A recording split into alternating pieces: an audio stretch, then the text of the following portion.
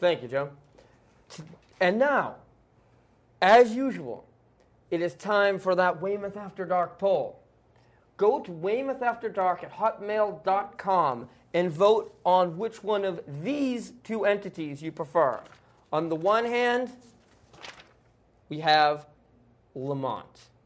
Lamont Sanford. His opponent? Another Norman Lear television show there. Sigmund Freud.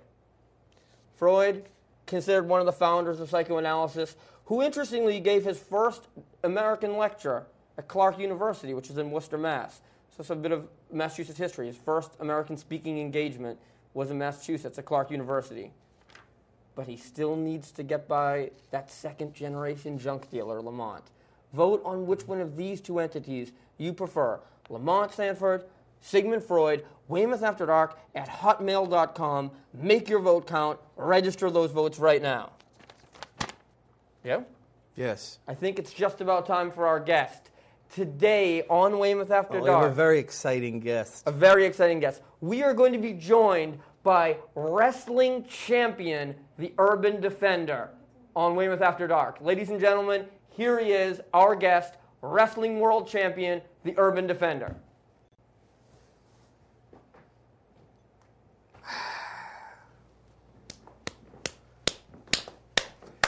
This is what you call Urban Defender. This is one of them Road Warrior pops.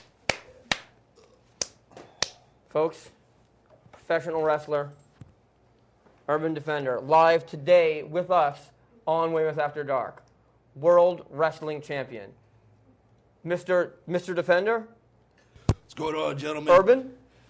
Glad Frank, to have you on the show. Mr. Joe? Mr. Defender, or is it Mr. Urban? Either way, whatever you guys are more comfortable with. Nope. Let me just say, right off the bat, big fan of the show. I love it. I love the poll. I love the topics. Every time I get home off the road, I turn on the TV and I watch you guys. It's awesome stuff. So was it Lamont or Sigmund Freud for you? You know, I got to go with Lamont. He's got to go with Lamont. And are you going to disagree with this guy? Oh, now, I'm not going to disagree. You're about 6'6", 280. Tell us a little bit about your life as a wrestler. Tell us a little bit about your persona, Well, the I'll Urban tell you, Defender. Urban Let's get to know the Urban Defender. Urban Defender is a man who's out there to protect the city. You know, I grew up in Boston, and I saw a lot of the stuff that was going on, and I didn't like it. And I wanted to do something about it. And I was trying to think, I'm not sure how to do it, and I turned on the TV, and I saw a bunch of guys who are heroes. Guys like the Big Hawaiian, the Florida Assassin, Mr. Olympian, guys who really turned it on. And I saw the kids, and the kids watched these guys and were in awe. And I figured, that's how I can contribute. That's what I can do for society. I can be a role model to these kids. And I say, look, kids, do the right thing, because I did the right thing, and I'm the world heavyweight champion. A hero. A hero. A hero.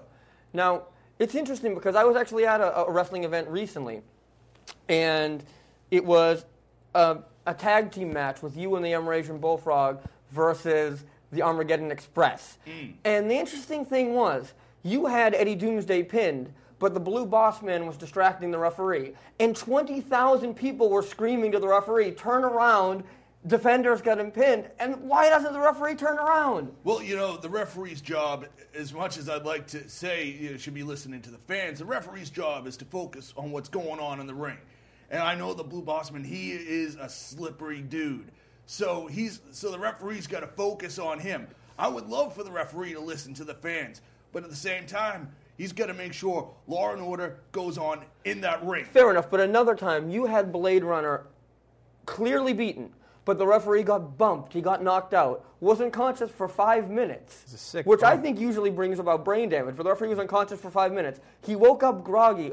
All of a sudden, Blade Runner's got you pinned. There's a steel chair in the middle of the ring, and he counts to 3. Why? Could have been the brain damage. It could have been brain damage. Could have been, he gets caught in the moment. He comes to.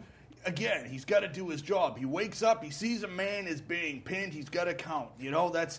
I don't necessarily agree with it. That's part of the breaks that goes with this business. But let me tell you something, though. That doesn't work in other sports, because I tried it once. Because one time I was playing baseball and I hit the umpire and knocked him out cold, and I rubbed dirt on my uniform and made it look when he came to. Like I was sliding home so I could get a run, and it didn't work. Okay, they banned me from Little League for the next 6 games. Well, you gotta sell it. Yeah, but they banned me for the next 6 games. But I'll tell you this, folks. You're still playing in the league. Well, next week the 6 games is up, and I'm hoping they're not still mad at me when I go back there. Mr. Defender, I have heard that the life of a professional wrestler, the greatest opponent that you'll ever face is the road. Tell us a little bit about that. Tell us about the travel that's involved in being a professional wrestler. Oh, I'll tell you, that is a tough one. You get out on the road, and it really takes the life out of you. It drains you. That's why you want to have a good crowd. You want to have a good pop. You know, when you get to that arena, you got nothing. You're beaten. You're tired. You're hurt. Bones are broken. You got wounds that are open. But you know what? You get out in front of 20,000 people chanting your name, and that is a shot of adrenaline you wouldn't believe. You draw strength from the audience. Exactly.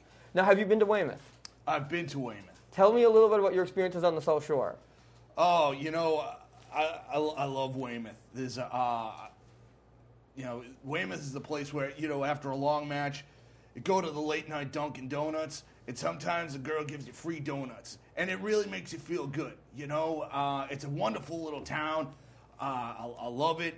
As I said, I grew up in Boston, so I know a little bit about Weymouth. It's a